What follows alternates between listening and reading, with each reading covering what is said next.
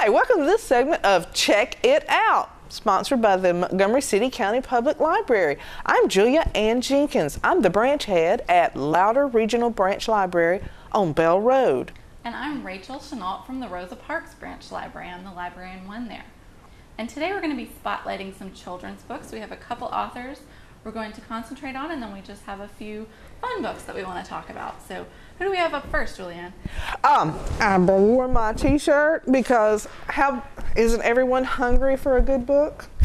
This is my official, by the way, Montgomery City County Public Library t-shirt. It's based on Eric Carle's Very Hungry Caterpillar. Cool. Yum, yum. Now, Eric Carle has a kind of a distinctive look to all of his books, and there's always generally something cutesy in here. Like this one, The Very Hungry Caterpillar, he eats through the book. See? I stick my finger? Yeah. You can wave at people through them. I think it's actually a little too big. He also has written, like I said, numerous other books. This one has a surprise in it. This one has a surprise in it, as does this one. And I'm actually going to show you one of the surprises in another one. But before I do, Rachel, Yes. will you be my friend? Of course I'll be your friend. Especially if you like elephants. Yes. I like elephants. But see the big hippopotamus and the little mouse? Okay, I'm going to try to hold this up to my mic, and I want you to hear, this is the very clumsy click beetle, but at the end of it, kind of has a beat going to it, you know? I like that. Yeah. So that's Eric Carle. Also, I fell in love with this one, and it is, usually we talk about Caldecott and Newberries. This is a Laurel Ingalls Wilder Award winner. Oh. Yeah, so it's got the sticker on it. Little House on the Prairie. Yeah, that's what it's named for. Yeah. But now, Rachel, can you think of any books that this looks like? It looks a lot like some books that Eric Carle illustrated, Yeah. such as, I think everyone knows this book. This is Brown Bear, What Do You See? And this is a really popular book with kids for story time and whatnot. And Blue Horse, what do you see? I see a green frog looking at me. And lots of kids really like this book, and so Bill Martin, who wrote them, and Eric Carle, who was the illustrator, he did a few more that are very similar. We have Polar Bear, what do you see? And Panda Bear. Panda Bear, what do you see? And to go along with Brown Bear, we have Baby Bear, what do you see? So Eric Carle's a busy guy. He writes and illustrates, and the drawings are really fun for kids. They like those a lot. But he doesn't always illustrate the Bill Martin books. I wanted to show everybody. This is Chicka Boom.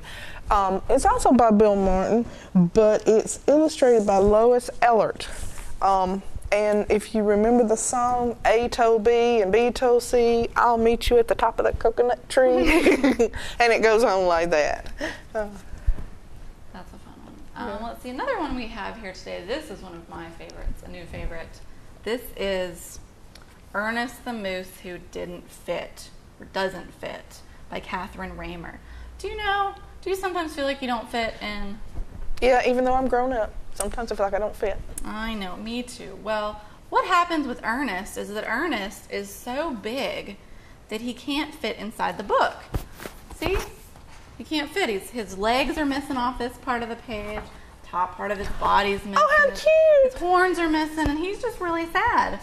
And there's actually a surprise because some people in the end up helping him, some of his friends. He makes friends, yes. And his friends help him fit in. And to find out how he fits in, you can come and check out this book at any one of our libraries. Ernest the Moose Who Doesn't Fit. While we're talking about not fitting in, this book is by Jamie Lee Curtis, and it's called Beautiful Oops. Have you ever made a mistake, Rachel? I make mistakes every day. And you really think you goofed up? Yeah. Well, sometimes mistakes can be good. Really? Yes. Not only do you learn not to do that again. Yeah, that's the first thing. Yeah. But sometimes it's an opportunity to create something beautiful. Oh, do we have any? Like, what do you mean? Well, you got holes in your paper? Uh-huh. Look. Oh, that's fun. And you can go exploring. Okay. Look all through the holes. Yeah. That's fun. Yeah. So when you think you've made a mistake or an oops, think of it as an opportunity to make something, I'm going to spoil it, but I got to show y'all this. Beautiful. Aww. Or something different. So, That's nice. yeah. Yeah, I like folding up paper and throwing ball playing catch. And who was that by? That was by Ashley Jamie Lee Curtis, and Barney Salzberg. And Jamie Lee Curtis says that everyone who has ever said the word oops will be smiling when they see this masterpiece that Barney Salzberg has created. Oh, So, that's nice. I like that. I like Jamie Lee Curtis, so she's on the brain. Yeah, and she's written quite a few books. Yes, I think, yes. for children. Well, next we have a duo set, and this is the Quiet Book by Deborah Underwood. That's not us. No, we're not quiet. We're going to the next book. She came out with the Quiet Book, and it's interactive, and it talks about all the different kinds of quiet. Best friends don't need to talk quiet. Story time quiet. That's very important, because if you're not quiet during story time, guess what? Not going to hear the story. Mm-hmm. Bedtime kiss quiet. That's my favorite. I love being tucked in. Yes. I still ask my mom to tuck me in when I go home. And so her Quiet Book was so popular that she did the Loud Book. This one's a lot of fun. This is Rachel and I. You get to be loud. And when kids read it, they get to do applause, loud, crowded pool, loud, splash, splash, splash, splash, splash. So this is a lot of fun. And kids, this lets them know that sometimes it's okay to be loud. You don't have to be quiet all the time, even in the library. Did you know that? You don't always have to be quiet in the library. Well, we also have this book right here. By the way, I have to tell everyone this. I am probably the only librarian who has been shushed. Shushed? You've been shushed. Wow. 3 times. This is Say Hello to Zorro by Carter Goodrich. Now let me tell you about Zorro. Zorro is a dog, and he's just a little bit bossy. But Mr. Bud is a dog of routine. He has his wake-up time, his nap time, his rest time, his dinner time, and everyone knows to follow his schedule. Then disaster strikes. A stranger comes home to make it fuss time, and that throws everything off. But then, and that's Mr. Zorro, by the way, and then guess what happens, Rachel? What? How do you make friends? Common ground. Compromise. Yeah. So they discover they like the same things, like chasing the cat. That is a fun one. And napping. Napping is actually, that's my favorite. And then everything becomes more fun. But there's a disclaimer. As long as everyone follows the schedule. I tend to make schedules and then forget what to do. Let's see. Well, I guess we're going to go ahead and talk about, we have a bunch of Mo Willems books out here, and I'm going to talk about a few of those. Mo Willems is a super fun guy. He writes very animated stories. He was a writer on Sesame Street for 9 seasons. Oh, I bet that was a cool job. 9 seasons. I bet he knows Kermit the Frog. Too. He probably does know Kermit and Big Bird. I bet he knows Big Bird. I bet him and Big Bird are really tight. He's also won 3 Caldecott Honor Awards for his books. And one of those books is, I don't know if you've heard of this before, Don't let the pigeon, I would let the pigeon. Don't let the pigeon drive the bus. And Why? This is a Caldecott Honor Award winner. Don't let the pigeon drive the bus because, pigeons don't drive. They shouldn't drive. They're way too small. Do you think a pigeon could reach the pedals? If you set him up on blocks. Well, how are his legs going to extend to reach the pedals? Anyway. I got to work that one out. Okay. Well, while you're working that one out, I will tell you all about this very chatty pigeon who really wants to drive the bus, and he keeps trying to convince. This is an interactive book, which I love interactive books, especially for story time or little youngsters that get a little distracted. Keep them involved in the story, and they enjoy it a lot better. So the pigeon actually talks to the reader as well as the bus driver. The bus driver comes by and he asks the readers to watch the bus to make sure that the pigeon doesn't drive it. And so that's what you're going to try to do. See, he's walking away, and Mr. Pigeon, we see Mr. Pigeon's eyeing that bus. He's thinking, I really want to drive this bus. So all through the story, the pigeon is trying to convince you that he should let you drive the bus, or you should let him drive the bus. And he's, asking what the big deal is. He offers to give you $5. I have dreams, you know. And then he finally just pitches a huge fit. Oh, do you ever that pitch is a huge fit fits? fit. Do you Yes, ever pitch huge yes, fits? yes. Yeah, sometimes we pitch huge fits. And sometimes when people pitch huge fits, they get what they want. But this pigeon, if you're good and obey the bus driver and do what he asks you to do, this pigeon still can't drive the bus. And he is so mad. But when the bus driver comes back, he is so grateful that you didn't. He says, I'm back. You didn't let the pigeon drive the bus, did you? You say, no. He's like, great, thanks a lot. So you help the bus driver out. His day's a lot better. And anyway, this is just a really, really fun book. And it did so well that Mo Willems continued with his pigeon character. And we have 2 other stories about what happens when the pigeon finds a puppy. And the pigeon really, really, really, really, really wants a puppy. And he says that he'll take care of it. He promises to water his puppy once a month. No, you have to water them every day, Rachel. Every day. They get real cranky, trust me. Blossom Dog has let me know. There's no water in my dish. Well, the pigeon wants a puppy, and he ends up pitching another fit. But right here, right now.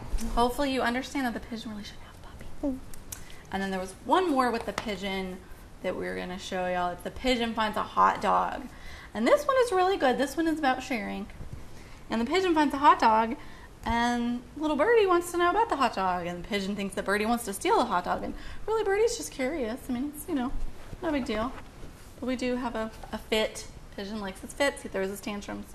But that doesn't make him get his way. Ooh, another tantrum. But in the end, The letters are getting bigger. he learns about sharing with Mr. Birdie. This is a very good book about sharing. Sharing is a good thing. And Mo Willems is just really great. He has as you can see with the tantrums, he has very, very animated books, and they're a lot of fun. The other characters that he has besides the pigeon books are the Gerald and Piggy books. And the Gerald and Piggy books are super fun. Gerald and Piggy are best friends. Let's see. Gerald worries a lot, and Piggy just kind of does whatever. And they do different things together, and he's got a lot of those. And let's see. One of them is Pigs Make Me Sneeze. This is one of my favorite books. It is so cute because Gerald and Piggy are really good friends, but Gerald's worried because he thinks that pigs make him sneeze. So if pigs make him sneeze, if he's allergic to pigs, he can't be Piggy's friend anymore. Oh, how sad. I know, it's really, really sad. He ends up going to Dr. Cat, and Dr. Cat tells him that he just has a cold. So Oh, it's good. okay. He's not actually allergic to pigs, and the Piggy's not making him sneeze, just his cold. But don't share colds. He ends up giving his cold to Piggy, as you might have expected. So that's a really good one, though. That's about just having friends. And this is another one about sharing. And this is, Gerald here, Mr. Elephant with the glasses. He has ice cream. And he doesn't know what to do because he feels like maybe he should share his ice cream with Piggy. But he can't decide. He can't decide. And he just he doesn't know what to do because he really wants the ice cream. He really wants the ice cream. It's really, really good. But, he feels like he should really, really share it. Well, in all of this turmoil, as he's trying to decide what to do, his ice cream melts. So do you drink it? Blew it. Dropped his ice cream. But you know what, friends? Friends are awesome. And look what Piggy brings Gerald. Piggy brings Gerald some ice cream. And, And so it looks like share, this is chocolate. It is chocolate. And so then they share that one. Great minds think alike. They do. Mm-hmm. And it was Piggy's plan to share, just like Gerald was sharing. So it's all about sharing. So that's a really fun one. And let's see, we have one other one by Mo. Well, actually, we have two other ones. Mo Willems was very prolific. He wrote lots. Let me talk about Look a Book. Oh, that sounds good. We'll take a little break from Mr. Mo. This is by Bob Sanaki. It's kind of like the old I Spy books. Did you get caught into those? Yeah. This is a seek and find adventure, and it's a picture board. You open it up, of course, and look.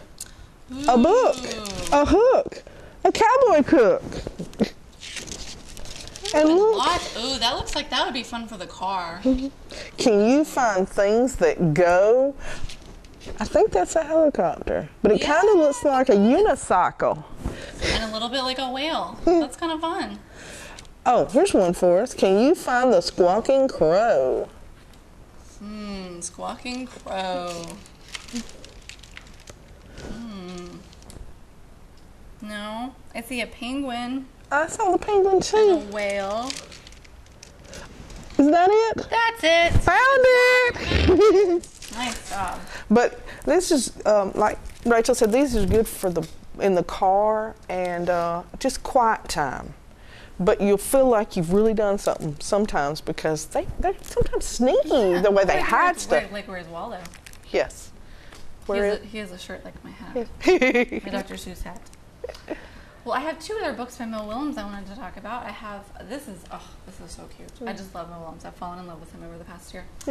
Leonardo the Terrible Monster. And this is not about a terrible, scary monster. This is about a monster who's bad at scaring people. Terrible at being a monster. Yes, he's terrible at being a monster. And he's this cute little guy, but look, he's all dejected because he can't scare anyone. He tries. He does lots of research at the library. Yay. And he tries to figure out the best way to scare somebody. Look at his little glasses, Rachel. Yeah. And so he tries to scare the little boy named Sam.